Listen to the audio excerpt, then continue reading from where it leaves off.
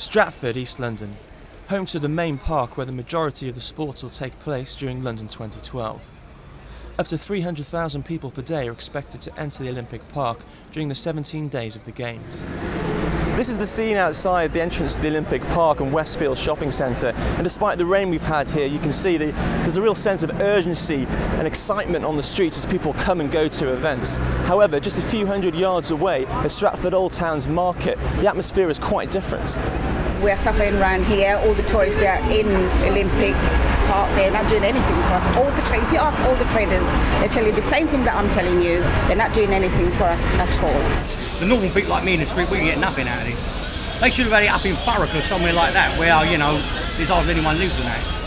And that's it. And also they could have spent the money more wisely paying off our national debt. And tell David Cameron to get off his comfort zone and come around here, and the other Robin Wells, tell him to walk around down in Stratford and have a look how it is. There's nothing here for us. A lot of the visitors are coming by London Underground. They go straight from the Tube into the Olympic Park and don't necessarily visit Stratford Town Centre.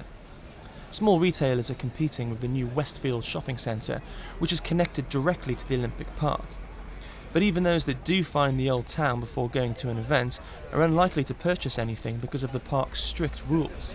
People aren't allowed to take anything apart from certain items over into the Olympic Park.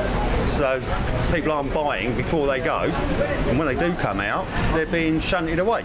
It's trying to get them out of the area as much as possible.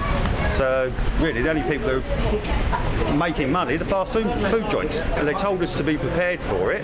People have ordered extra stock and everything, and it's just sitting there doing nothing. But while many small businesses are struggling, there has been a small upturn for Stratford's hotels, pubs and restaurants. I've got various business interests, including the market and the Queen's Head Public House. But in the Queen's Head, we're finding it's very good for us, actually, because we've welcome a lot of the overseas visitors, especially the Lithuanians. They've kind of adopted this as the Lithuanian house to meet, and we're doing very well. We're taking austerity to prosperity, which could only be good for our little local economy. Many people in Stratford were sceptical about London 2012 before it started. The atmosphere changed after the excitement of the opening ceremony, but the gold rush many of the local traders were hoping for hasn't materialised. And the excitement is subsiding. The hope now is that things will improve after the Games wrap up. There's 5 to 8 years of building work going to take place after the Games have finished. The selling off of the Athletes' Village to private dwellings.